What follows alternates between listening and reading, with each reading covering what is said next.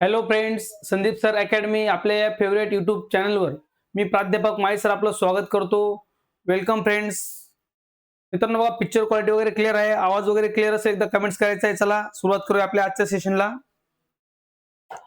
तर आपल्या आजच्या सेशन मधून आपण मराठी व्याकरणातील आपला जो वर्णमाला हा घटक मित्रांनो सुरू आहे, या वर्णमाला घटकातील व्यंजन या घटकावर आधारित असणार आजचा आपला हा मित्रांनो भाग 7वा आपण अभ्यासत आहोत. ओके, बघा मित्रांनो, आपलं मराठी व्याकरणामध्ये वर्णमाला या घटकावर आधारित बरेच क्वेश्चन आपल्याला महत्वाचे असतात, विचारले जातात आपल्या पोलीस भरतीसाठी. त्यामध्ये असणारं व्यंजनला आपण आज अभ्यासत आहोत. व्यंजनचा आपण मागील सेशन मध्ये सुद्धा मित्रांनो अभ्यासलेला आहे. व्यंजनाचे काही प्रकार आपण अभ्यासले. आज आपण राहिलेले आपले पुढील प्रकार अभ्यासूया. चला तर मित्रांनो, जास्त आपला वेळ न घेता सुरुवात करूया आपल्या आजच्या सेशनला. तर बघा, आपण मागच्या सेशनमध्ये ज्या विद्यार्थी मित्रांनी आपले मागचे लेक्चर्स अभ्यासले नसतील त्यांनी मित्रांनो मागचे व्हिडिओ नक्कीच आपले अभ्यासायचे आहेत. आपण बघा वर्णमाला अभ्यासत आहोत. तर वर्णमालामध्ये आपण जे वर्णमालेचे जे मित्रांनो प्रमुख 4 प्रकार आहेत. पहिला म्हणजे स्वर, एकूण 14 स्वर आहेत. स्वरादी, 2 स्वरादी आपल्या आहेत. आपल्या एकूण 52 वर्णांमध्ये आपल्या मराठी व्याकरणाच्या वर्णमालेत एकूण जे वर्ण आहेत, एकूण वर्ण मित्रांनो 52 आहेत आपले. आणि या 52 वर्णांना 4 भागात आपण 4 प्रकारात त्यांना डिवाइड करतो. त्यातला पहिला प्रकार आपला स्वर, स्वरादी. त्यानंतर बघा व्यंजन आहेत आपले. व्यंजनांना स्वरांतही म्हणतात, परवर्णही म्हणतात, हलही म्हणतात. आपण ते मित्रांनो अभ्यासलेला आहे. तसंच आपले जे स्वर आहेत, आपल्या स्वरांना अचही म्हणतात आणि विवृत्तही म्हणतात. ओके, या गोष्टी मित्रांनो आपण अभ्यासलेल्या आहेत. आणि त्यानंतर चौथा प्रकार म्हणजे विशेष संयुक्त व्यंजने 2. या प्रकारे आपले 52 वर्ण मित्रांनो आपण अभ्यासत आहोत. आणि आपल्या 52 वर्ण अभ्यासत असताना आपलं आजचं हे 7वं सेशन मित्रांनो आहे. बघा, आधीच्या सेशन मध्ये आपण स्वर काय आहेत, स्वरांचे जे प्रमुख प्रकार आहेत, ऱ्हस्व, दीर्घ आणि संयुक्त, हे डिटेल मध्ये मित्रांनो अभ्यासलं. ह्रस्व स्वर, दीर्घ स्वर आणि संयुक्त स्वर हे 3 प्रकार लक्षात घ्यायचे आहेत. आणि त्यानंतर आता आदत्त किंवा इंग्रजी स्वर. स्वरादी आपले मित्रांनो 2 आहेत, अनुस्वार आणि विसर्ग. ओके, स्वर आपण एक लेक्चर मध्ये सगळ्या गोष्टी या क्लिअर केलेल्या आहेत. त्या नक्कीच तुम्ही अभ्यासाच्या आहेत मागच्या लेक्चर मध्ये बघून. आणि आपण त्यानंतर एक सेशन घेतलं मित्रांनो स्पर्श व्यंजनावर आधारित. एकूण 25 स्पर्श व्यंजन आपण अभ्यासले. बघा, क, च, ट, त, प हे जे त्यांचे 5 वर्ग आहेत, त्यानुसार आपण यांना वर्गीयही म्हणतो. आपले आणि यांना स्फोटकही म्हणतात. स्पर्श व्यंजनांना मित्रांनो बघा वर्गीय व्यंजने सुद्धा म्हणतात आणि स्फोटक सुद्धा म्हणतात या स्पर्श व्यंजनांना. हे 25 स्पर्श व्यंजन आपण मागच्या सेशन मध्ये अभ्यासलेली आहेत. या 25 मध्ये 10 बघा कठोर वर्ण आहेत आणि 10 मृदू वर्ण मित्रांनो आहेत. आणि त्यानंतर आपले असणारे 5 हे अनुनासिक आहेत. या प्रकारे 25 वर्ण स्पर्श व्यंजन. बघा, स्पर्श व्यंजन का म्हणतात, कारण याचा उच्चार करत असताना, यांचा उच्चार करत असताना आपले जे जीव आहे, आपले जे मुखातील अवयव आहेत, त्यांना स्पर्श करून हवा बाहेर येत असते, त्यांना आपण स्पर्श व्यंजन म्हणतो. नंतर आपण बघा अर्धस्वर अभ्यासलेत मित्रांनो. एकूण 4 अर्धस्वर आपण अभ्यासलेले आहेत. त्यांना अंतस्थ सुद्धा म्हटलं जातं. य, र, ल, व हे 4 आपले अर्धस्वर आहेत किंवा अंतस्थ आहेत. इथपर्यंत आपण मागच्या सेशन मधून अभ्यास केलेला आहे. इथपर्यंत आपलं मित्रांनो क्लिअर झालेलं आहे. चला पटापट जे विद्यार्थी मित्र लाईव्ह आहेत त्यांनी पटकन व्हिडिओला लाईक करा आणि शेअरही करा. ओके, शेअर करत चला मित्रांनो व्हिडिओ, जेणेकरून इतर विद्यार्थी मित्र आपल्यासोबत जोडले जातील. तर इथपर्यंत मित्रांनो आपण आपला मागील सेशन मधून कंप्लीट केलेला हा भाग. आता आपले जे राहिलेले पुढचे आहेत व्यंजनांचे जे एकूण 5 प्रकार आहेत, त्यातील आपले 2 मित्रांनो क्लिअर झालेत, स्पर्श व्यंजन आणि अर्धस्वर. आता आपण असणारे जे आपले पुढच्या उष्मे, महाप्राण, द्रविडियन आणि त्यानंतर असणारे इतर काही महत्वाचे भाग ते आजच्या सेशन मधून क्लिअर करूया. ओके, चला तर मित्रांनो जाऊया आपल्या आजच्या आपल्या सेशनकडे. तर मित्रांनो बघा, आपल्या आजच्या सेशनकडे वळत असताना आपण आधी जे विद्यार्थी मित्र लाईव्ह आहेत त्यांनी पटापट लाईक केलेले असेल. आणि थोडक्यात आपल्या मराठी व्याकरणाच्या बॅच बद्दल मित्रांनो माहिती या ठिकाणी बघूया. बघा, संपूर्ण मराठी व्याकरणाची बॅच आपण आपल्या स्टडी विथ संदीप सर या आपल्या ऍप्लिकेशन मध्ये मित्रांनो तुमच्यासाठी घेऊन येत आहोत. स्टडी विथ संदीप सर हे ऍप्लिकेशन सगळ्यांनी डाउनलोड करायचं आहे. संपूर्ण मराठी व्याकरणची मित्रांनो पोलीस भरतीसाठी विशेष असणारी आपली ही बॅच आपण लॉन्च केलेली आहे 26 जानेवारीच्या प्रजासत्ताक दिनाच्या मुहूर्तावर. या बॅचची जी आपली टोटल फी होती मित्रांनो, ती होती बघा 999 आणि आता सध्या ऑफरमध्ये तुम्हाला आपली ही बॅच अवेलेबल असेल फक्त 99 रुपयामध्ये मित्रांनो. आणि या 99 रुपयाच्या बॅचमधून तुम्हाला आपलं जे टॉपिक वाईज सगळे सेशन मित्रांनो मिळत आहेत. त्यानंतर आपण त्यांची प्रॅक्टिसही घेणार आहोत आणि नंतर मिक्स प्रॅक्टिसही घेणार आहोत आणि PYQ प्रॅक्टिसही घेणार आहोत. बघा याच बॅचच्या माध्यमातून तुम्हाला लाईव्ह प्लस आपले रेकॉर्डेड व्हिडिओ उपलब्ध होतील. IMP वन लाइनर क्वेश्चन मित्रांनो तुम्हाला मिळतील, MCQ मिळतील. तसंच आपले जे PDF आहेत, क्लास PDF ते तुम्हाला उपलब्ध होतील. इम्पॉर्टंट आपले जे PYQs आहेत मित्रांनो, PYQची आपण जी बॅच घेऊ ती सुद्धा तुम्हाला याच बॅचमध्ये ऍड केली जाईल. PYQचे सेशन सुद्धा तुम्हाला या ठिकाणी उपलब्ध होतील. आणि आपली जी व्हॅलिडिटी असेल मित्रांनो ती 6 मंथची व्हॅलिडिटी तुम्हाला या बॅचची मिळेल. 6 महिन्यामध्ये आणि एक सेशन, एक लेक्चर तुम्ही किती वेळा मित्रांनो बघू शकता. या प्रकारे उपलब्ध असेल तुम्हाला. स्टडी विथ संदीप सर आपल्या ऍप्लिकेशन मध्ये मित्रांनो तुम्हाला ही आपली संपूर्ण मराठी व्याकरणची बॅच उपलब्ध असेल. ती जे विद्यार्थ्यांना आवश्यकता असेल त्यांनी नक्कीच मित्रांनो जॉईन करायचं आहे. तसंच मित्रांनो तुम्हाला जर काही अडचणी असतील, ज्या काही तुमच्या अडचणी येत असतील तर 99 21 18 31 74 आपल्या या नंबरला मित्रांनो कॉल करू शकता. त्या ठिकाणी तुमचे प्रॉब्लेम नक्कीच सॉल्व्ह होतील. ओके, तर चला आजच्या सेशनला मित्रांनो सुरुवात करूया आपला जास्त वेळ न घेता. तर बघा आपण आपले जे व्यंजन आहेत, व्यंजनाच्या आधीचे पहिले 2 प्रकार मित्रांनो आहेत. त्यामध्ये आपलं स्पर्श व्यंजन आणि नंतर आपले अर्धस्वर, त्यांना आपण अंतस्थही म्हणतो. आता बघूया तिसरा प्रकार उष्मे.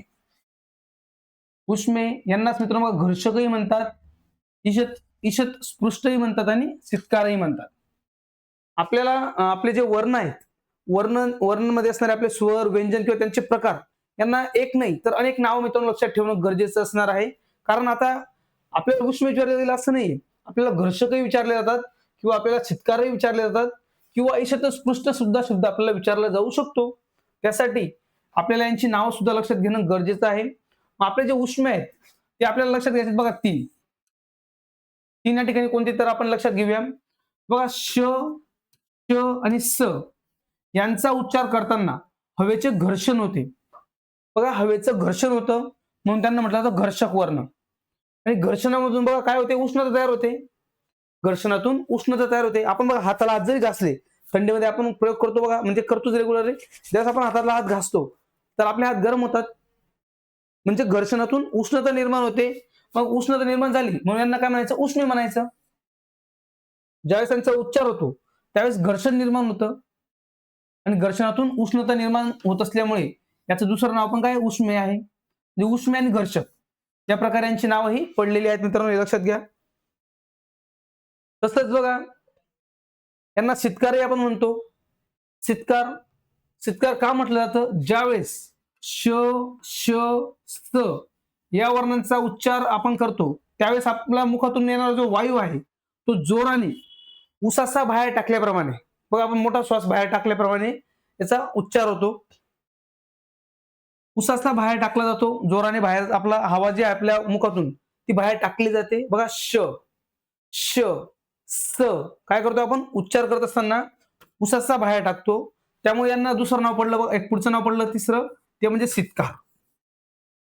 उसासा बाहेर टाकला जातो म्हणून यांना म्हटलं जातं सित्कार. ओके, तर हे झालं तिसरं नाव. बघा घर्षक, घर्षण होतं त्यामुळे त्याला घर्षक म्हणतात. घर्षणाने उष्णता निर्माण होते म्हणून उष्मे म्हणतात. आणि यांचा उच्चार करताना मुखावाटे जोराने उसासा बाहेर टाकला जातो म्हणून याला म्हटलं जातं सित्कार. तसं बघा पुढचं नाव आपण समजून घेऊया.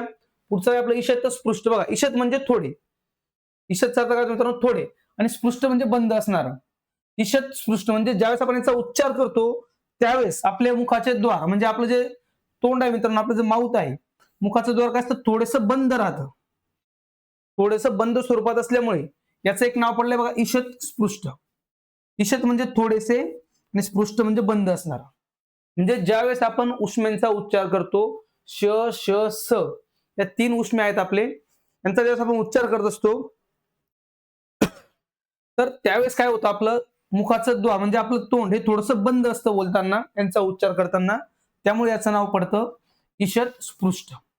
मग फक्त 3च आहेत का मित्रांनो? तर बघा लक्षात घ्या, आपले जे प्रमुख मुख्य उष्मे आहेत त्यामध्ये आपले 3 मुख्य उष्मे आहेत आपले श, श आणि स. परंतु बघा प्राध्यापक राजशेखर हिरेमठ यांचं जे पुस्तक आहे, त्यांच्या पुस्तकामध्ये यांनी ह या वर्णाला सुद्धा उष्म मानलेलं आहे. आणि यांच्यावर आधारित प्रश्न आपल्याला आलेले असल्यामुळे लक्षात घ्यायचं, आपल्याला मुख्य उष्मे आपले 3 आहेत मित्रांनो. ते म्हणजे श, श आणि स हे 3 आपले प्रमुख उष्मे आहेत. पण ज्या प्रकारे प्राध्यापक राजशेखर हिरेमठ यांच्या पुस्तकानुसार यांनी मानल्यानुसार तर ह जे आपलं आहे, ह सुद्धा मित्रांनो ते उष्मे मानतात. त्यासाठी ह वर्ण याच्यात घेतला जातो आणि एकूण उष्मे जर लक्षात घेतली तर एकूण उष्मे आपल्याला 4 लक्षात घ्यायचे आहेत आणि मुख्य उष्मे आहेत आपले 3. ओके, बघा हा एक प्रकार मित्रांनो आहे आपल्या वर्णांचा. आधी आपण जे बघितले 2 वर्ण म्हणजे आपलं स्पर्श व्यंजन बघितले, त्यानंतर आपण अर्धस्वर बघितले 4, त्यानंतरचा तिसरा असणारा प्रकार उष्मे. यांची वेगवेगळी नावं सुद्धा लक्षात घ्यायची आहेत. त्यांची संख्या आहे 3, मुख्य आहेत 3 आणि एकूण लक्षात घ्यायचे 4 मानले जातात. चौथा आहे आपला ह. ओके, तसं आपण पुढे परत अभ्यासणार आहोत. आपण त्याला महाप्राणही म्हणतो. बघा ह बद्दल समजून घेऊया. पुढचा आपला जो चौथा महत्वाचा प्रकार आहे मित्रांनो तो म्हणजे महाप्राण. बघा त्याच्या नावावरून आपल्याला लक्षात येतं महाप्राण. महा म्हणजे काय? महा म्हणजे मोठा आणि प्राण, प्राण म्हणजे मित्रांनो हवा, वायू. बघा ज्यावेळेस एखाद्या व्यक्तीचा मृत्यू होतो तर काय म्हणतो आपण? त्याचे प्राण गेला. म्हणजे काय होतं? त्याचा जो काही श्वासोच्छ्वास सुरू आहे तो बंद पडतो, म्हणजे त्याचा प्राण जाणं म्हणजे त्याची वायू संपणे. माणसाचा हवा संपली म्हणजे माणूस संपला. म्हणजे मित्रांनो काय होतं बघा? प्राण जातो. महाप्राण म्हणजे मोठा प्राण, मोठी हवा. म्हणजे बघा ज्यांचा उच्चार करताना फुफ्फुसातील जी हवा आहे ती मोठ्या प्रमाणावर बाहेर फेकली जाते. बघा ह या वर्णाचा उच्चार करताना फुफ्फुसातील हवा तोंडावाटे मोठ्या प्रमाणात बाहेर फेकली जाते, म्हणून त्याला काय म्हटलं तर महाप्राण. ह आपला मुख्य महाप्राण आहे. ह आपल्याला एकूण शिकायचे 14. मुख्य महाप्राण आपला ह जरी असला तरी आपल्याला 14 लक्षात घ्यायचे आहेत. या 14शी संबंधित प्रश्न आपल्याला विचारले जातात. आपली पोलीस भरती असेल, इतरही कुठली स्पर्धा परीक्षा आपण करत असू तर त्या ठिकाणी आपल्याला महाप्राण व्यंजनाशी संबंधित प्रश्न हे आलेलेच आहेत. तर बघा मुख्य महाप्राण आपला काय एकच असणार आहे ह. आपण ज्यावेळेस याचा उच्चार करतो तर त्यावेळेस काय होत असतं बघा? आपल्या फुफ्फुसातील जी हवा आहे ती आपण मोठ्या प्रमाणात ती बाहेर फेकत असतो. बघा ह बोलून बघा मोठ्या मित्रांनो, ज्यावेळेस आपण ह बोलतोय ह, ह चा उच्चार होत असताना काय होतं? आपल्या फुफ्फुसातील हवा तोंडावाटे मोठ्या प्रमाणावर बाहेर फेकली जाते, म्हणून त्याला काय म्हणायचं? महाप्राण. म्हणजे मोठी हवा बाहेर फेकली जाणे, मोठी हवा बाहेर टाकली जाणे, म्हणून हा वर्ण आहे आपला महाप्राण वर्ण. मग फक्त हा एकच नाही मित्रांनो, तर बघा आपल्याला जे एकूण 14 वर्ण ते आपण या ठिकाणी समजून घेऊया. 14 वर्णांमध्ये आपले 10 स्पर्श मित्रांनो या ठिकाणी येतील. त्यामध्ये बघा 3 श, श, स जे आपण आत्ताच मित्रांनो बघितले ते म्हणजे आपले उष्मे वर्ण. जे उष्मे आहेत आपले 3 त्यांचा उच्चार करताना बघा मोठ्या प्रमाणात वायूचं घर्षण होतं बघा. श, श, स म्हणजे ज्या प्रकारे हवा बाहेर फेकली जाते मोठा उच्चार होतोय, त्याच प्रकारे श, श, स हे जे आपले उष्मे आहेत यांचा उच्चार करताना सुद्धा मोठ्या प्रमाणात वायूचं घर्षण होतं. आणि या कारणामुळे या तिघही वर्णांना म्हणजे आपले जे उष्मे वर्णे आहेत त्यांना सुद्धा महाप्राण वर्ण म्हटलं जातं. म्हणजे यांना सुद्धा त्यांच्यात मोजलं जातं. महाप्राण वर्णामध्ये आपण हे श, श, स हे जे उष्मे आहेत, हे जे वर्ण आहेत 3 यांना सुद्धा मित्रांनो मोजत असतो. आणि हे महाप्राण जे आहेत एकूण, हा महाप्राण ही जी संकल्पना आहे बघा, प्राध्यापक अरविंद मंगळूरकर यांनी महाप्राण मानण्यास विरोध केलेला आहे. मित्रांनो प्राध्यापक अरविंद मंगळूरकर हे नाव आपल्या सगळ्यांच्या लक्षात असणार आहे. ओके, तर यांनी मित्रांनो काय केलंय? महाप्राण मानण्यास विरोध केलेला आहे. या संदर्भात आपल्याला प्रश्न तर विचारला जाणार, पण लक्षात घ्यायची गोष्ट आहे महाप्राण वर्ण. आता महाप्राण कसा ओळखायचा? मग 14 आहेत एकूण, एक झाला आपला प्रमुख ह. मग ओळखायचा कसा? तर आपले 14 महाप्राण मित्रांनो आहेत, त्यामध्ये असणार हे 3. मग जे महाप्राण वर्ण आपले आहेत त्यांची सोपी ओळख म्हणजे बघा त्यांच्यामध्ये ह मिसळून तयार झालेले असतात. आपल्या 50 वर्णांमध्ये म्हणजे आपले एकूण 52 वर्ण आहेत. या 52 वर्णामध्ये 2 आपण जर विशेष संयुक्त व्यंजने सोडली तर उरलेल्या आपल्या 50 व्यंजनांमध्ये 50 पैकी आपले 14 आहेत वर्ण जे आपले महाप्राण आहेत. मग असे वर्ण जे एकूण वर्ण बोलतोय मी वर्णमालेतले 52 वर्णाबद्दल, तर 34 व्यंजन परत आपले आहेत. 34 व्यंजनामधून आपले 14 जर व्यंजन गेले महाप्राण, तर उरलेले जे अल्पप्राण आहेत म्हणजे त्यांची संख्या होते 20. मग जे आपले व्यंजन आहेत, व्यंजनाबद्दल बोलूया आता. ज्यांच्यामध्ये ह मिसळलेला असतो, ज्यांचा उच्चार करताना आपल्याला त्यांच्यामध्ये ह मिसळलेला दिसेल उच्चार करताना बघा. जसं आपण बोलतो बघा भ. भ कसा तयार होतो बघा आपला भ. भ हे वर्ण मित्रांनो आपलं जे तयार होतं, ब या वर्णामध्ये ह हे वर्ण मिसळलं जातं. बरोबर. भ या वर्णामध्ये भ हा उच्चार करत असताना आपल्या ब वर्णामध्ये जेव्हा आपण ह मिसळतो तेव्हा आपल्याला मिळतं भ हे वर्ण. तर ही गोष्ट लक्षात घ्या. म्हणजे ज्या वर्णांमध्ये ह मिसळला जाईल असे वर्ण आपले असतील महाप्राण. मग असे एकूण आपल्याला बघायचे 14. हे कशा प्रकारे ते आपण समजून घेऊया. इथं आपण एक एक्झाम्पल घेतलं होतं बघा. ख कशा प्रकारे तयार होतो. क या वर्णामध्ये जेव्हा आपण ह मिसळतो त्यांचे बेरीज होऊन आपल्याला मिळतो ख हे वर्ण. हे वर्ण आपण या ठिकाणी समजून घेऊया बघा. आपले जे मित्रांनो स्पर्श व्यंजने आहेत, जे आपल्या स्पर्श व्यंजनामध्ये आधीचे आपले कठोर आणि मृदू. तर कठोर आणि मृदू व्यंजनामध्ये बघा आपले महाप्राण वर्ण. आता एक लक्षात घ्या, महाप्राण वर्ण जे आपले आहेत त्यांना इंग्लिशमध्ये आपण जेव्हा त्यांना बनवताना यच हा वर्ण म्हणजे बघा ह. यच म्हणजे काय ह. आपण मराठीत जसं म्हणतोय ह मिळवतो, इंग्लिशमध्ये यच मिळवला जातो. जर आपण बघा ख बद्दल बघितलं तर ख आपला जो मित्रांनो बनलेला असतो, ख बनत असताना आपला ख कशा प्रकारे बनतो बरं. आपला ख बनतो क मध्ये ह मिसळून. क मध्ये ह हे वर्ण ज्यावेळेस आपण मिसळतो त्यावेळेस आपल्याला ख मिळतो. म्हणजे क चा आपला के असतो आणि ह चा आपण मिसळतो यच. म्हणजे आपण ख ची स्पेलिंग इंग्लिशमध्ये लिहितो ती आपण लिहिताना लिहितो बघा के एच.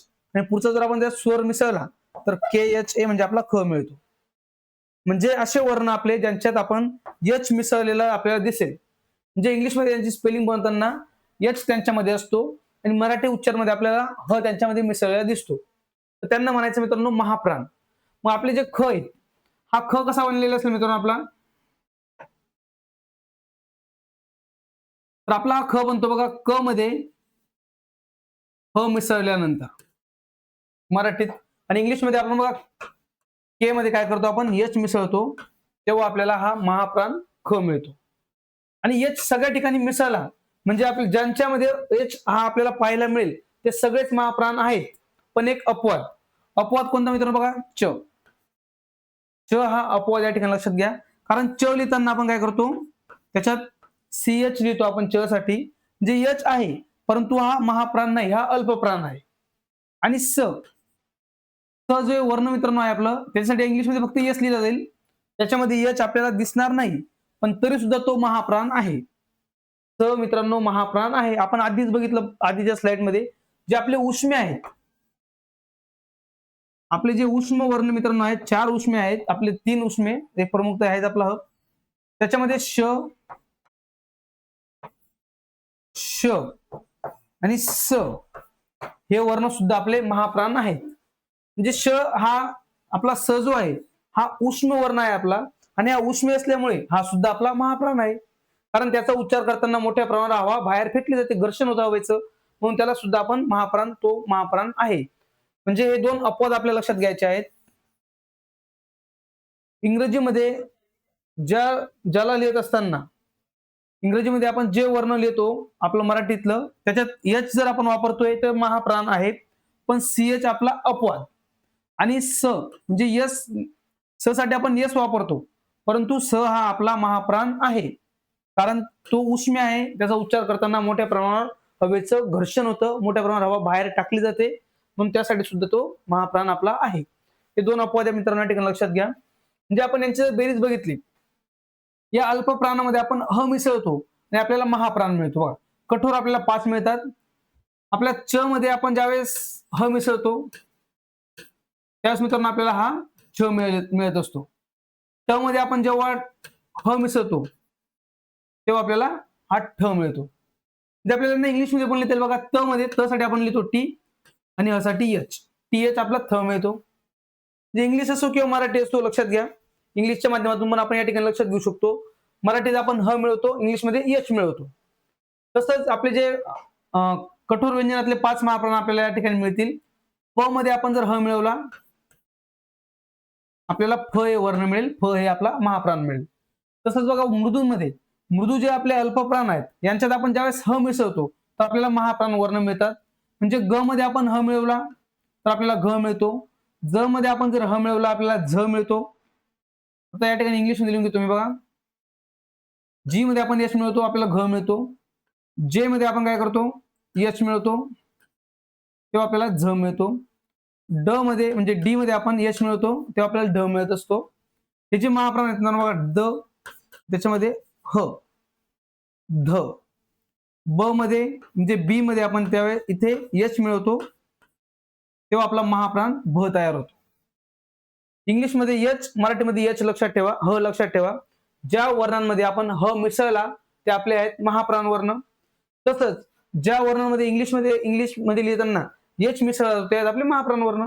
दोघांमधून एक मित्रांनो चांगल्या प्रकारे लक्षात राहील. ओके, हा मुद्दा मित्रांनो समजला असेल. सगळ्यांनी नक्कीच व्हिडिओला लाईक करा आणि शेअरही करा. आणि 2 अपवाद या ठिकाणी लक्षात घ्या. ओके, या इतर गोष्टी मित्रांनो क्लिअर झालेल्या आहेत. हे इरेज करून घेतो कारण आपल्याला पुढचा पॉईंट आता खाली समजून घ्यायचा आहे.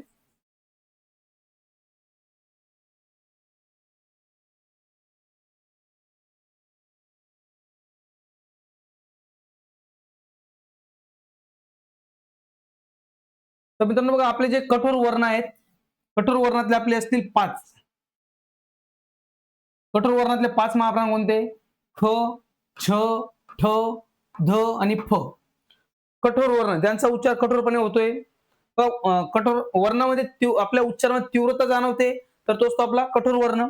मग आपले 5 कठोर वर्ण, स्पर्श व्यंजनातले 5 कठोर जे आहेत ते आपले महाप्राण आहेत. ख, छ, ठ, थ आणि फ. हे आपले 5 कठोर व्यंजनातील असणारे 5 आपले महाप्राण. आणि आपले जे स्पर्श व्यंजन आहेत ते सुद्धा कठोर मध्ये येतात मित्रांनो. श, श आणि स असे आपले एकूण कठोर महाप्राण किंवा श्वास महाप्राण जे आहेत ते आपले एकूण 8. आणि मृदू महाप्राण म्हणजे जे आपले स्पर्श व्यंजनातील मृदू आहेत त्या मृदूमध्ये असणारे 5 महाप्राण घ, झ, ढ, ध आणि भ.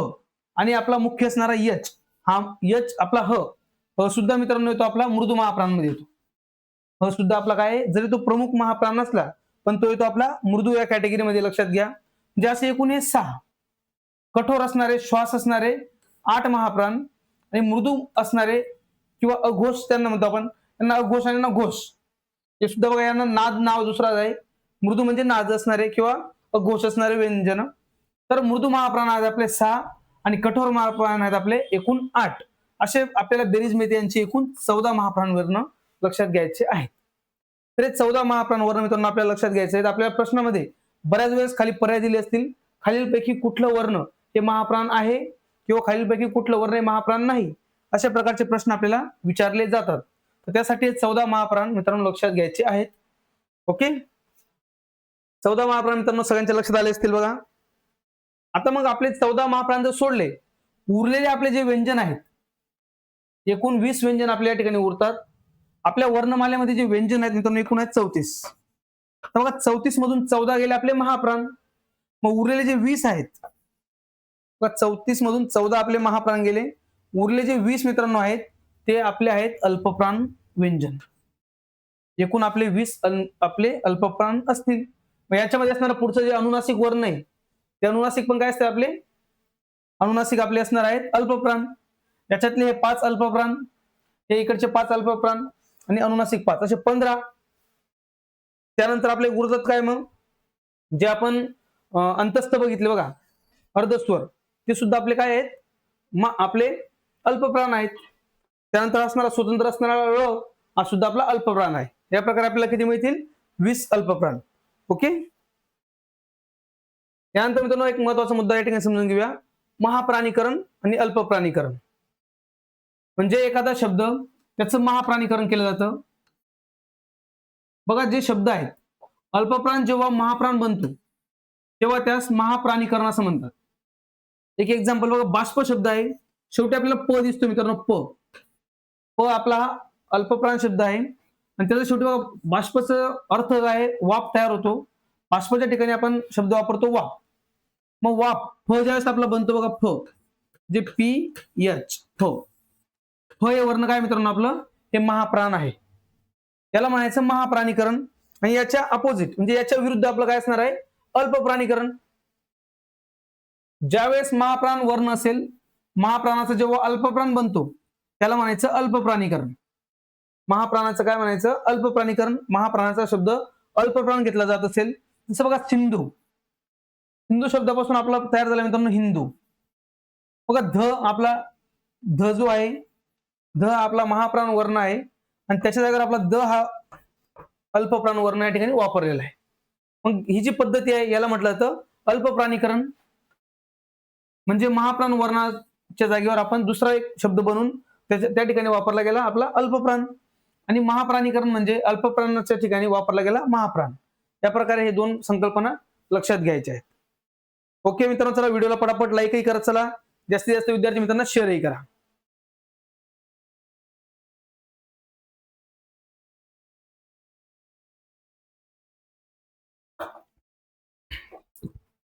तर मित्रांनो बघा या प्रकारे या ठिकाणी आपण महाप्राण वर्ण काय आहेत समजून घेतलेले आहेत. आधी आपण उष्मे समजून घेतले. एकूण आपले उष्मे आहेत 3 आणि त्याच्यात ह मिळवला तर होतात आपले उष्मे 4. मुख्य उष्मे 3, एकूण आहेत 4. त्यानंतर आपण बघितला महाप्राण वर्ण. या महाप्राण वर्णामध्ये प्रमुख आहे आपला ह, परंतु एकूण महाप्राण लक्षात घ्यायचे 14. ओके, आता मित्रांनो जाऊया पुढच्या पॉईंटकडे आपला. तर बघा पुढच्या पॉईंटकडे जाण्याच्या आधी मित्रांनो लक्षात घ्या, आपली तुमच्यासाठी संपूर्ण मराठी व्याकरण, तुमच्यासाठी मित्रांनो आपण आपली एक व्याकरणाची बॅच घेऊन येत आहोत. संपूर्ण मराठी व्याकरणाची बॅच, पोलीस भरती विशेष मित्रांनो ही बॅच असेल. आपल्या स्टडी विथ संदीप सर या आपल्या ऍप्लिकेशन मध्ये बॅच ही तुम्हाला उपलब्ध असेल. फक्त मित्रांनो 99 रुपयामध्ये सध्या ही बॅच उपलब्ध आहे. नंतर तिचं मित्रांनो जे प्राइस आहे ती वाढू शकते. आज मित्रांनो तुम्हाला 99 मध्ये ही बॅच उपलब्ध असेल. या बॅचच्या माध्यमातून टॉपिक वाईज तुम्हाला पूर्ण संपूर्ण मराठी व्याकरण उपलब्ध होईल. व्याकरणाचे टॉपिक क्लिअर झाल्यानंतर टॉपिक वाईज मित्रांनो आपले प्रॅक्टिस असेल, पीओक्यू प्रॅक्टिस असेल. त्यानंतर आपले जे प्रिव्हियस इयर क्वेश्चन पेपर मित्रांनो आहेत ते आपण जेवढेही घेऊ ते सुद्धा आपल्याला याच बॅच मध्ये ऍड केले जातील. ओके, अशी आपली बॅच असेल. आपले जे क्लास नोट्स मित्रांनो आहेत त्या तुम्हाला उपलब्ध होतील पीडीएफ स्वरूपात. आणि ही बॅचची व्हॅलिडिटी मित्रांनो असेल 6 महिन्यापर्यंत. तर त्यासाठी बघा स्टडी विथ संदीप सर हे आपलं ऍप्लिकेशन मित्रांनो सगळ्यांनी डाउनलोड करायचं आहे. त्या ठिकाणी आपली बॅच तुम्हाला उपलब्ध असेल. तर जाऊया आपल्या पुढच्या आपल्या पॉईंटकडे. तर आता समजून घेऊया आपला स्वतंत्र वर्ण. इथपर्यंत मित्रांनो आपले 34 वर्ण आहेत, त्यापैकी आपण 33 वर्ण आता या ठिकाणी अभ्यासलेले आहेत. आता 34वा वर्ण म्हणजे आपण स्वतंत्र वर्ण, तो आपला आहे 1. स्वतंत्र वर्ण मित्रांनो आहे आपला 1 म्हणजे ळ. ळ या ठिकाणी आता समजून घेऊया. ळ या वर्णाला मित्रांनो बघा स्वतंत्र स्थान देण्यात आलेलं आहे. ळ वर्णाला आपल्या मराठी वर्णमालेमध्ये स्वतंत्र स्थान देण्यात आलंय, म्हणून त्याला स्वतंत्र वर्ण लक्षात घ्या. पण त्याचा उच्चारही स्वतंत्र होतो. त्याचा वापर मित्रांनो बघा द्रविडियन भाषेतून हा वर्ण आपल्या मराठी भाषेत घेण्यात आलेला आहे. आणि ळ वर्ण संस्कृतमध्ये आपल्याला पाहायला मिळत नाही. ळ वर्ण संस्कृतमध्ये वापरला जात नाही, त्याचा वापर होतो मोठ्या प्रमाणात आपल्या मराठी भाषेमध्ये. संस्कृतमध्ये असणारा जो ल आहे त्याच्याऐवजी आपण मराठीमध्ये वापरतो ळ. बघा जर आपण बाल म्हणायचं, बाल शब्द जो संस्कृतचा असतो तर आपला मराठी शब्द आपण वापरतो बाळ. ळ असा वर्ण मित्रांनो जो शब्दाच्या प्रारंभी कधीच येत नाही. आपण पहिलं म्हणजे जसं आपल्याला मराठी भाषा समजायला लागली तसं आपण ळ बाळाचा याला म्हणतो, ळ बाळाचा. याला बाळाचा आपण म्हणतो. ळ बाळाचा ळ आपण याला मित्रांनो का म्हणतो, कारण ळ पासून सुरू होणारा एकही शब्द नाही. सुरुवातीला हा ळ हे वर्ण कधी येत नाही, गोष्ट लक्षात घ्या. तर आपलं हा आहे स्वतंत्र वर्ण ळ. 1 वर्ण या ठिकाणी आपला आहे स्वतंत्र. अशा प्रकारे मित्रांनो आपले जे 34 वर्ण आहेत या ठिकाणी आपले 34 वर्ण पूर्ण झालेले आहेत. या 34 वर्णांमध्ये अजून जे वर्ण मित्रांनो आहेत त्यांच्यामध्ये असणारे काही वर्ण जे आहेत त्यांच्या काही विशेषता आपल्याला लक्षात घ्यायच्या आहेत. त्यानुसार आता पहिला वर्ण बघूया, कंपित वर्ण. तर या कंपित वर्णामध्ये आपल्याला एक वर्ण पाहायला मित्रांनो लक्षात घ्यायचा आहे, तो म्हणजे र. र हा आपल्या वर्णमालेमध्ये एकमेव असा कंपित वर्ण मानला जातो. कंपित म्हणजे कंपन म्हणजे व्हायब्रेशन. आपल्याला मराठीपेक्षा इंग्लिश लवकर समजेल बघा, व्हायब्रेशन होणं. तर र चा उच्चार करताना आपली जी जीभ आहे तिचं व्हायब्रेशन होतं, ती कंपन पावते बघा. र जेव्हा मित्रांनो आपण रचा उच्चार करतो र, तर त्यावेळेस जिभेचं काय होतं मित्रांनो, कंपन होतं. म्हणजे आपली जीभ व्हायब्रेशन करते, म्हणून त्याला काय म्हणायचं, कंपित वर्ण. र हा आपला कंपित वर्ण आहे आणि त्याला कुठलाही दंड वापरला जात नाही लिहिताना. र हे वर्ण लिहिताना कुठलाही दंड वापरला जात नाही, ही गोष्ट लक्षात घ्या. आपल्याला पूर्ण दंड, अर्ध दंड यांचे प्रश्न विचारले जातात. त्यामध्ये र हे वर्ण आहे, त्याला कुठलाही दंड वापरला जात नाही, हे लक्षात ठेवा. आणि र हा एकमेव आपला कंपित वर्ण आहे. असेच मित्रांनो आपले जे पुढचे काही मुद्दे आहेत थोडक्यात ते समजून घेऊया. आपला राहिलं बघा 34 व्यंजन मित्रांनो या ठिकाणी आपली झालेली आहेत. आता लक्षात घेऊया विशेष संयुक्त व्यंजन. विशेष संयुक्त व्यंजन मित्रांनो आपले आहेत दोन. दोन कोणते? श आणि ज्ञ. बघा श आणि ज्ञ हे जे दोन वर्ण मित्रांनो आहेत, यांना आपण आपल्या मराठी वर्णमालेत स्थान देण्यात आलेलं आहे. आपल्याला बऱ्याच वेळेस प्रश्न विचारला जातो, श आणि ज्ञ यांना मराठी वर्णमालेत घेण्याची शिफारस कोणी केली? हा आपला मित्रांनो प्रश्न आपल्याला बऱ्याच वेळेस विचारला जातो. तर बघा श आणि ज्ञ यांचा समावेश आपल्या मराठी वर्णमालेत करावा असा जो विचार आहे, महादेव पांडुरंग सबनीस यांनी हा मांडलेला आहे. म.पा. सबनीस या संदर्भात आपल्याला प्रश्न विचारले जातात, लक्षात घ्या. तर विशेष संयुक्त व्यंजन म्हणून यांना स्थान देण्याचं काम म.पा. सबनीस यांनी केलेलं आहे, म्हणजे महादेव पांडुरंग सबनीस. श आणि ज्ञ यांचा ज्यावेळेस पाय मोडलेला असतो त्यावेळेस ते असतात संयुक्त व्यंजन. इथं हा एक पॉईंट लक्षात घ्या. श आणि ज्ञ ज्यावेळेस त्यांना आपण असं हल पद्धतीने लिहितो, त्यांचा पाय मोडलेला असेल तर ते असणार आहेत आपले विशेष संयुक्त व्यंजन. परंतु जर समजा याचा पाय मोडलेला नसेल, मग जर याचा पाय मोडलेला नसेल तर हे मित्रांनो मानायचे आपल्याला जोडाक्षर, लक्षात घ्या. जर शचा पाय मोडला असेल किंवा ज्ञचा पाय मोडलेला असेल तर ते आहे आपलं विशेष संयुक्त व्यंजन. परंतु पाय मोडलेला नसेल, जर डायरेक्टली ते लिहिलं गेलं तर ते आपलं जोडाक्षर. हे जोडाक्षर का? कारण बघा जोडाक्षर मित्रांनो आपले जे बनतात, आपले जोडाक्षर मित्रांनो कसे बनतात? व्यंजन अधिक व्यंजन अधिक स्वर. हे मित्रांनो ज्यावेळेस आपण मिळवतो तेव्हा आपल्याला मिळतं जोडाक्षर. अशा प्रकारे आपल्याला मिळत असतं जोडाक्षर. जोडाक्षर मिळवण्याचा मित्रांनो हा एक फॉर्म्युला लक्षात घ्यायचा आहे आपल्याला. ज्यावेळेस आपण व्यंजन अधिक स्वर करतो आपल्याला मिळतं जोडाक्षर. आपण जर श आणि ज्ञची फोड बघितली तर बघा श ची फोड काय होते आपली? श ची फोड होते क अधिक श. आपण इंग्लिश मध्ये शिकलो मित्रांनो, बरेच विद्यार्थ्यांना माहिती असेल श चा आपण काय वापरतो? के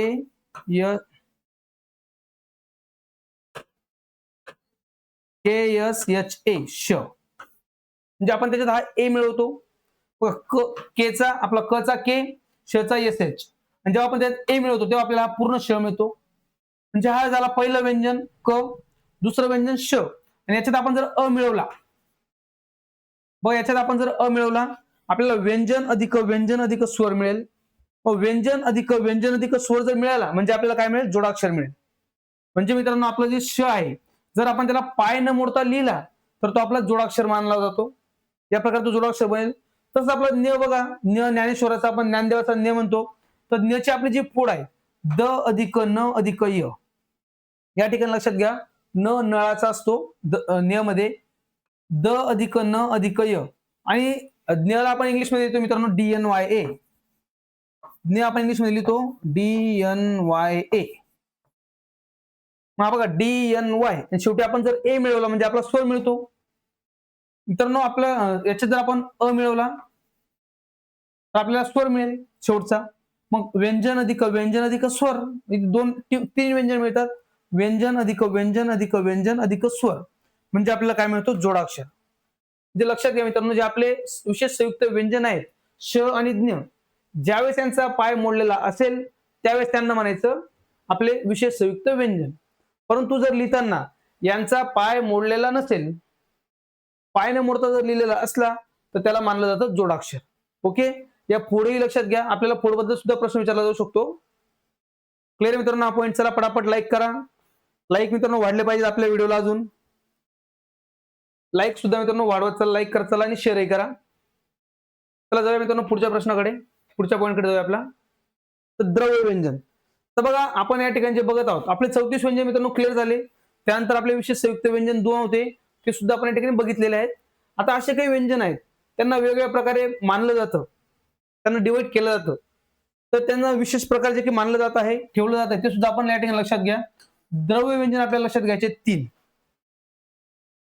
द्रव्य व्यंजन मित्रांनो लक्षात घ्या. तर द्रव्य व्यंजनामध्ये र, ळ आणि ल हे 3 द्रव्य व्यंजन मानले जातात. कारण यांचा उच्चार करताना नादयुक्त श्वास प्रवाही स्वरूपाचा असल्याने बघा ज्यावेळेस यांचा उच्चार केला जातो र, ळ, ल, तर यांचा उच्चार करताना नादयुक्त श्वास प्रवाही होतो. नादयुक्त म्हणजे बघा ताल असं नाद तयार होतो, आवाज घुमतो त्याचा आणि तो श्वास जो तो प्रवाही होतो, बाहेर येतो. म्हणजे फक्त श्वास येतो आणि जातो असं न करता तो नादयुक्त श्वास तयार होतो. त्यामुळे बघा डॉक्टर नारायण गोविंद कालेलकर यांनी त्यांना द्रव्य व्यंजन असं म्हटलंय. या छोट्या छोट्या गोष्टी मित्रांनो आहेत आपल्या वर्णमालेमध्येच आहेत, परंतु ते आता विशेष लक्षात ठेवणं गरजेचं आहे. कारण आपलं जे स्पर्धा मित्रांनो आपण बघितली, कॉम्पिटिशन बघितलं, तर खूप गरजेचं असणार आहे त्या छोट्या छोट्या गोष्टी आपल्याला येणं. तर त्यासाठी या गोष्टी लक्षात घ्या. तर द्रव्य व्यंजन कॅटेगरीमध्ये आपल्याला 3 व्यंजन लक्षात घ्यायचे आहेत, र, ळ आणि ल. यांना द्रव्य व्यंजन का म्हणतात? कारण यांचा उच्चार करताना नादयुक्त श्वास आपला प्रवाही स्वरूपाचा येतो, त्यामुळे त्यांना म्हटलं जातं द्रव्य व्यंजन. तसं आता पुढचं व्यंजन बघूया, पार्श्विक व्यंजन. पार्श्विक व्यंजन मित्रांनो आपले आहेत 2. पार्श्व म्हणजे बघा, पार्श्व म्हणजे काय मागचा भाग. ळ आणि ल हे 2 उच्चार, हे जे 2 वर्ण आहेत आपले, यांचा उच्चार करताना मुखातील हवा जिभेच्या पार्श्व भागाला, मुखातील जी हवा आहे जिभेच्या पार्श्व भागाला म्हणजे जिभेच्या मागच्या भागाला, पार्श्व भाग म्हणजे काय मागचा भाग, कडेचा भाग, याला स्पर्श करते. बघा ळ, जेव्हा आपण ळ बोलतो आपल्या मुखातून येणारी हवा जी आहे मित्रांनो जिभेच्या मागच्या भागाला स्पर्श करते. किंवा ल तर हवा कुठे स्पर्श करते लक्षात घ्या, जिभेच्या मागच्या भागाला. म्हणून त्यांना पार्श्विक व्यंजन म्हटलं जातं. ळ आणि ल यांना पार्श्विक व्यंजनही म्हणतात. म्हणजे ळ आपला स्वतंत्र आहेच, पण त्याचबरोबर एक नाव लक्षात घ्यायचं आहे, पार्श्विक व्यंजन. तसंच द्रव्य व्यंजन मध्ये सुद्धा मित्रांनो ळ आणि ल पाहायला मिळाले. र आपला कंपित व्यंजन स्वतंत्र आहे. ल मित्रांनो आता पाकळयुक्त लिहिलं जातं, हे लक्षात घ्या. आपण आधी बघितलंय, मी ते परत समजून घेऊया. ळ पाकळीयुक्त लिहिला जातो, या प्रकारे ल बरोबर आहे. आणि आपण जो असा ल वापरत आलेलो मित्रांनो हा चुकीचा ठरतो. आता या प्रकारे ल लिहिला गेला पाहिजे. ओके, तर हे झालं मित्रांनो आपलं पार्श्विक व्यंजनाबद्दल. त्यानंतर आता लक्षात घेऊया अर्ध अनुनासिक. अनुनासिक, अनुनासिक म्हणजे मित्रांनो अशी वर्ण ज्यांचा उच्चार होत असताना त्यांचा उच्चार हा नाकातूनही होतो. असे आपले 5 अनुनासिक मित्रांनो आहेत स्पर्श व्यंजनामध्ये. तर आता आपण या ठिकाणी समजून घेऊया अर्ध अनुनासिक.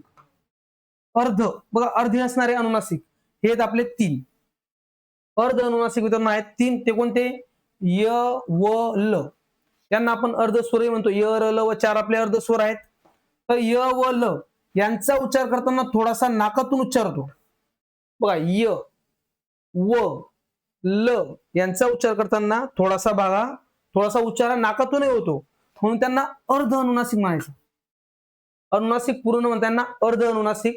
स्वरांचा जसा स्वरांचा उच्चार होतो त्या स्थानावरून यांचाही उच्चार होतो, म्हणून यांना अर्ध स्वर. ओके, या प्रकारे आपले अर्ध अनुनासिक 3. तर मित्रांनो आपल्या 34 वर्णांमध्ये त्यानंतर आपले असणारे पुढचे 2 विशेष संयुक्त व्यंजन. सर्व वर्णमालेतले आपले जे व्यंजन आहेत 34 व्यंजन आणि इतर हे असणारे, यांना सुद्धा मित्रांनो लक्षात घ्यायचं आहे आपल्याला, कारण यांच्याशी संबंधित हे प्रश्न आपल्याला विचारले जात असतात. ओके, हा पॉईंट मित्रांनो सगळ्यांचा क्लिअर झालेला आहे. चला तर मित्रांनो पटापट व्हिडिओला लाईक करा, शेअरही करा.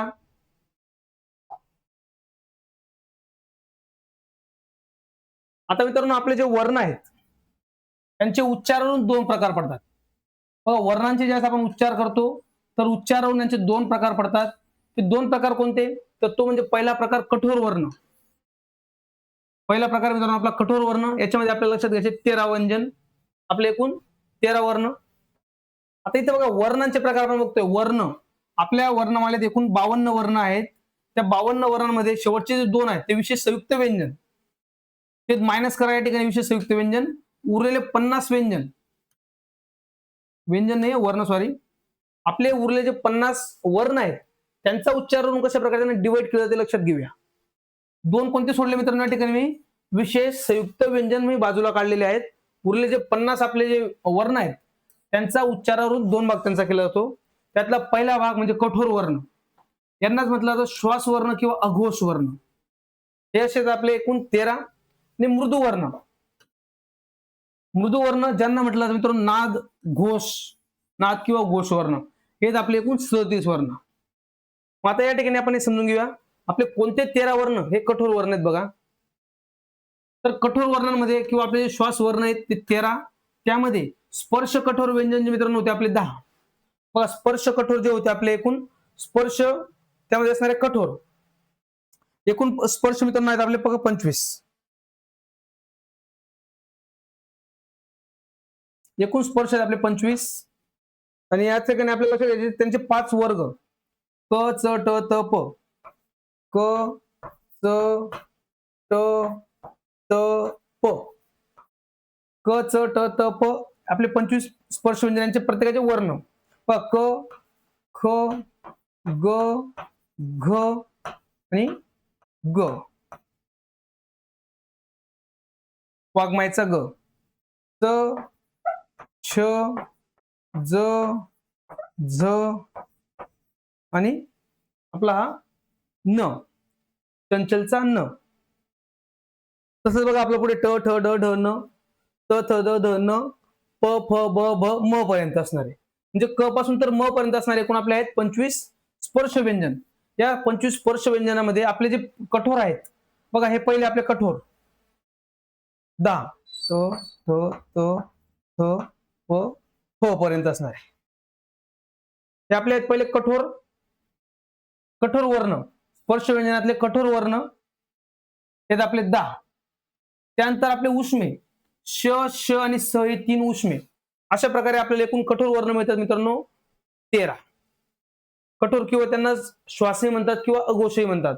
आता प्रश्नामध्ये आपल्याला कठोरच पाहायला भेटेल असं नाही, आपल्याला श्वासही शब्द पाहायला भेटू शकतो किंवा अघोषही पाहायला भेटू शकतो. ते आपले 25 स्पर्श व्यंजनानुसार मित्रांनो लक्षात घ्यायचे आहेत. जे आपले कठोर जे स्पर्श व्यंजन आहेत सुरुवातीचे कठोर 10 हे आपले येतात कठोर वर्णामध्ये. आणि जे आपले उष्मे आहेत 3 श श आणि स ते सुद्धा आपले येतात कठोर वर्णांमध्ये. असे एकूण आपले 13 वर्ण हे आपले कठोर आहेत. आता बघूया पुढचे मृदू वर्ण किंवा नाद वर्ण किंवा घोष वर्ण. तर हे आपले बघा 37. हे 37 कोणते मित्रांनो? तर हे 37 मित्रांनो कोणते असतील बघा. 14 स्वर अ पासून तर औ पर्यंत, 2 स्वरादी अम आणि आहा जे अनुस्वर आणि विसर्ग. स्पर्श मृदू व्यंजने 10. आपण मित्रांनो आताच जे आपले स्पर्श व्यंजन आहेत 25 त्यातले बघितले क ख. पहिले जो गट आहे, पहिले दोन जे वर्ण आहेत 2 गट आहेत जे उभ्या पद्धतीने आपण जर त्यांचे कॉलम केले, वर्ग केले तर पहिले जे 2 आहेत ते आपले कठोर आहेत आणि पुढचे जे 2 आहेत ते आपले आहेत मृदू. जे ते 10 मृदू. त्यानंतर अनुनासिक वर्ण आपले 5 जे पुढचे स्पर्शमध्ये असणारे 5 अनुनासिक ते सुद्धा आपले येतात मृदू वर्णामध्ये. अर्धस्वर 4 य ल व 4 आपले जे अर्धस्वर आहेत ते सुद्धा आपले मृदू वर्णामध्ये. महाप्राण 1 म्हणजे ह आणि स्वतंत्र 1 म्हणजे आपला ळ. हे सगळे मिळून आपले तयार होतात मृदू वर्ण किंवा त्यांना म्हटलं तर नाद किंवा घोष वर्ण. असे एकूण 37. हे सुद्धा मित्रांनो लक्षात घ्यायचे. आपल्या नाद वर्णाबद्दल किंवा घोष बद्दल प्रश्न विचारला जाऊ शकतो, त्यांची संख्येबद्दल विचारला जाऊ शकतो. तसंच कठोर किंवा अघोष वर्ण सुद्धा लक्षात घ्यायचे. ओके. तर मित्रांनो बघा अशा प्रकारे आपल्या आजच्या 7व्या सेशन पर्यंत आपली जी वर्णमाला आहे मराठी व्याकरणातील वर्णमाला ज्याच्यामध्ये आपल्याला एकूण 52 वर्ण दिलेले आहेत. हे 52 वर्णांना आपण सविस्तरपणे 7 सेशन मध्ये मित्रांनो समजून घेतलेलं आहे. ज्या विद्यार्थी मित्रांनी आपल्या आधीचे सेशन अभ्यासले नसतील त्यांनी आपल्या चॅनलच्या प्लेलिस्ट मध्ये संपूर्ण मराठी व्याकरणाची प्लेलिस्ट मित्रांनो तुम्हाला जी उपलब्ध आहे त्या ठिकाणी तुम्ही संपूर्ण सेशन्स अभ्यासू शकतात. ओके. आणि मित्रांनो याचे पीडीएफ वगैरे संपूर्ण तुम्हाला डिटेल मध्ये मिळेल आपल्या study with Sandeep sir. Study with Sandeep sir आपलं जे मित्रांनो ऍप्लिकेशन आहे प्ले स्टोरला जाऊन डाउनलोड करायचं आहे. त्या ऍप्लिकेशन मध्ये तुम्हाला सविस्तरपणे आपली ही बॅच पाहायला मिळेल मित्रांनो.